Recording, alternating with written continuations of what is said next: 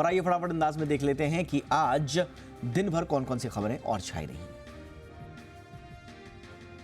प्रधानमंत्री नरेंद्र मोदी ने पहली बार आतंकी गुरपंत सिंह पन्नू की हत्या की साजिश के मामले पर बयान दिया है। फाइनेंशियल टाइम्स को दिए इंटरव्यू में पीएम मोदी ने कहा कि कुछ घटनाएं अमेरिका भारत रिश्तों को बेपटरी नहीं कर सकती। पीएम ने कहा कि अगर हमारे देश का कोई नागरिक दूसरे देश में अच्छा या बुरा काम करता है तो हम जिम्मेदारी लेते हैं। संसद के विंटर सेशन के दौरान विपक्ष के 141 सांसदों के निलंबन पर कांग्रेस संसदीय दल की अध्यक्ष सोनिया गांधी ने बीजेपी सरकार पर हमला बोला है। कांग्रेस संसदीय दल की बैठक में सोनिया गांधी ने कहा कि लोकतंत्र का गला घोंटा जा रहा है। उन्होंने कहा कि इससे पहले कभी ऐसा नहीं हुआ। बैठक में सोनिया गांधी ने कहा कि 13 दिसंबर को हुई असाधारण घटना पर विपक्ष के सदस्यों ने गृह मंत्री के बयान की मांग की थी। इस अनुरोध का जिस अहंकार के साथ व्यवहार किया गया उसके लिए उनके पास शब्द नहीं है। संसद की सुरक्षा में चूक को लेकर जारी हंगामे को लेकर आज 2 और सांसदों पर गाज गिरी है। सदन की अवमानना के मामले में स्पीकर ने 2 विपक्षी सदस्यों सी थॉमस और एएम आरिफ को संसद के सत्र की बाकी अवधि से निलंबित कर दिया। अब तक लोकसभा और राज्यसभा में 143 सांसदों को निलंबित किया जा चुका है। मंगलवार को लोकसभा से 49 सांसदों को पूरे सत्र के लिए निलंबित कर दिया गया था। इससे एक दिन पहले सोमवार को लोकसभा से 33 और राज्यसभा से 45 सांसदों को निलंबित किया गया था। पश्चिम बंगाल की मुख्यमंत्री ममता बनर्जी ने आज प्रधानमंत्री नरेंद्र मोदी से मुलाकात की। इस दौरान उन्होंने केंद्र की तरफ से बंगाल को मिलने वाला फंड रोके जाने की शिकायत की। इस मुद्दे पर पीएम ने ममता बनर्जी से कहा कि राज्य और केंद्र के अधिकारी इस मुद्दे को सुलझाएंगे।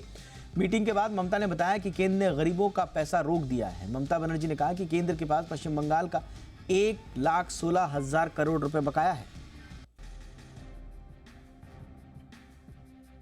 दिल्ली शराब घोटाला मामले में मुख्यमंत्री अरविंद केजरीवाल दूसरी बार ईडी के सामने पेश नहीं होंगे। ईडी ने केजरीवाल से पूछताछ के लिए उन्हें 21 दिसंबर को ईडी दफ्तर में बुलाया था, लेकिन इसके एक दिन पहले ही वो अज्ञात स्थान पर 10 दिनों के विपश्यना सेशन के लिए चले गए हैं। इससे पहले केजरीवाल को पहली बार 2 नवंबर को बुलाया गया था, लेकिन वो ईडी के सामने पेश होने की बजाय मध्य प्रदेश चुनाव के लिए प्रचार करने का विकल्प चुनते हुए नजर आए। ईडी शराब नीति से जुड़े मनी लॉन्ड्रिंग मामले में केजरीवाल से पूछताछ करना चाहती है। ईडी ने नौकरी के बदले जमीन लेने से जुड़े मनी लॉन्ड्रिंग मामले में पूछताछ के लिए आरजेडी चीफ लालू प्रसाद यादव और बिहार के डिप्टी सीएम तेजस्वी यादव को समन भेजा है। ईडी ने तेजस्वी यादव को मामले में पूछताछ के लिए शुक्रवार यानी कि 22 दिसंबर को पेश होने को कहा है। वहीं बिहार के पूर्व मुख्यमंत्री लालू यादव को केस में सवाल जवाब करने के लिए 27 दिसंबर को बुलाया गया है।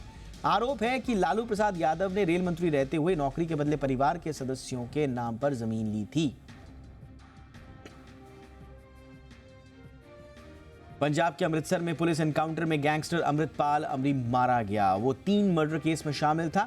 इसमें 4 लोगों की मौत हुई थी। गैंगस्टर जंडियाला गुरु के भगवा गांव का रहने वाला था और उसकी उम्र लगभग 23 साल बताई जा रही है। एसएसपी ने बताया कि अमरी को कल गिरफ्तार किया गया था। पूछताछ के बाद पता चला कि उसने 2 किलो हेरोइन छुपा रखी है। पुलिस उसे लेकर वहां गई तो पहले से छिपा कर रखे गए पिस्टल से उसने पुलिस वालों पर हमला कर दिया। पुलिस के मुताबिक जवाबी कार्रवाई में वो मारा गया। दक्षिणी तमिलनाडु में 17 दिसंबर से बारिश के कारण हुई कई लोगों की जान चली गई है। राज्य के चीफ सेक्रेटरी शिवदास मीना ने बताया कि तिरुनेलवेली जिले में 7 और थुथुकुडी जिले में 3 लोगों की मौत हुई है। तिरुनेलवेली में आज सभी स्कूलों और कॉलेजों की छुट्टी की घोषणा कर दी गई, जबकि कल भी जिले के सभी स्कूल छुट्टी की घोषणा कर दी गई थी। लोगों तक राहत पहुंचाने के लिए एनडीआरएफ की टीमें तैनात की गई हैं। देश में कड़ाके की ठंड शुरू हो गई है। जम्मू कश्मीर के श्रीनगर और गुलमर्ग में मंगलवार की रात न्यूनतम तापमान -4.4 डिग्री सेल्सियस दर्ज किया गया। ठंड से झीलें जम रही हैं। कुछ इलाकों के पाइपलाइन में पानी जमने से वाटर सप्लाई ठप है। पहाड़ों से सर्द हवाएं मैदानी राज्यों में ठिठुरन बढ़ा रही हैं। पिछले 24 घंटे के दौरान मध्य प्रदेश, राजस्थान, छत्तीसगढ़, उत्तर प्रदेश, दिल्ली, पंजाब, हरियाणा और बिहार के अधिकांश हिस्सों में न्यूनतम तापमान 4 डिग्री से 8 डिग्री सेल्सियस के बीच रहा। स्टेशनरी कारोबार से जुड़ी कंपनी डोम्स इंडस्ट्रीज की शेयर बाजार में शानदार एंट्री हुई है। कंपनी के शेयर बाजार में 77% के प्रीमियम पर लिस्ट हुए। कंपनी का शेयर 1,400 रुपये पर लिस्ट हुआ, जबकि इश्यू प्राइस 790 रुपये था।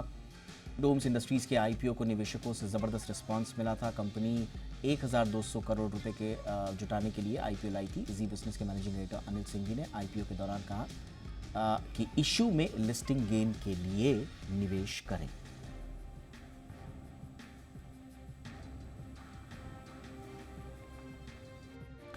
बाजार में आज इंडिया शेल्टर फाइनेंस के शेयरों की भी लिस्टिंग हुई। एनएसई पर इसके शेयर 26% प्रीमियम के साथ 620 रुपये पर लिस्ट हुए।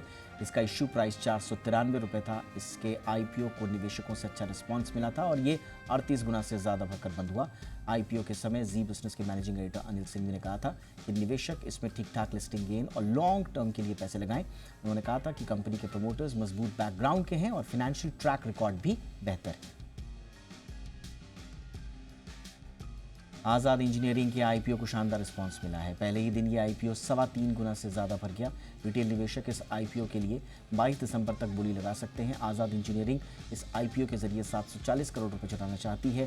कंपनी ने आईपीओ का प्राइस बैंड 499 से 524 रुपये प्रति शेयर तय किया है। ये कंपनी एरोस्पेस, डिफेंस, ऊर्जा और तेल गैस इंडस्ट्रीज़ के लिए कॉम्प्लेक्सेस एंड हाई इंजीनियर्ड आधारित जाली और मशीनरी कंपोनेंट बनाती है। निवेशक एक लॉट में 28 शेयरों के लिए आवेदन कर पाएंगे।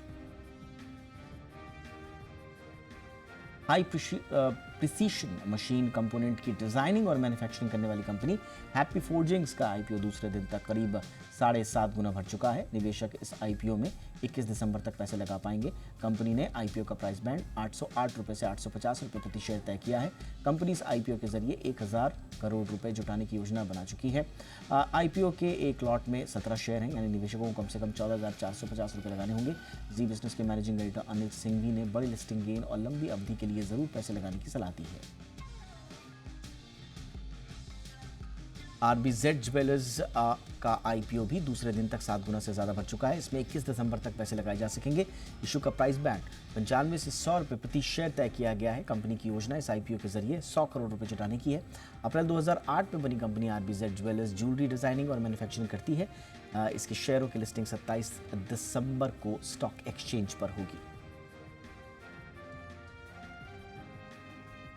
क्रेडो ब्रांड्स मार्केटिंग का आईपीओ भी दूसरे दिन तक करीब 7 गुना भर गया है। कंपनी ने आईपीओ का प्राइस बैंड 266 रुपये से 280 रुपये प्रति शेयर तय किया है।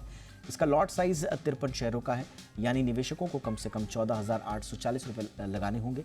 1999 में बनी कंपनी क्रेडो ब्रांड्स मार्केटिंग अपने प्रमुख ब्रांड मुफ्ती मेंसवेयर के जरिए कैजुअल क्लोथिंग बेचती है। जी बिजनेस के मैनेजिंग एडिटर अनिल सिंघवी ने अच्छी लिस्टिंग गेन और लंबी अवधि के लिए पैसे लगाने की सलाह दी है। आईसीआईसीआई सिक्योरिटीज के शेयर होल्डर्स के लिए अच्छी खबर है। जी बिजनेस की एक्सक्लूसिव खबर के मुताबिक आईसीआईसीआई सिक्योरिटीज डी लिस्टिंग को शेयर धारकों से मंजूरी मुश्किल है। सूत्रों के मुताबिक आईसीआईसीआई बैंक के साथ मर्जर रेशियो में अब बदलाव होगा। सूत्रों का कहना है कि एफआईआईज और minority share holder D listing के लिए 1:1 रेशियो के पक्ष में है। प्रस्ताव पास कराने के लिए 2/3 मेजॉरिटी जरूरी है। सूत्रों का कहना है कि एफआईआईज की डी लिस्टिंग के खिलाफ वोटिंग संभव है, जबकि माइनॉरिटी शेयर होल्डर्स की डी लिस्टिंग के खिलाफ वोटिंग कर सकते हैं। कंपनी ने अब तक जी बिजनेस के ईमेल का जवाब नहीं दिया है।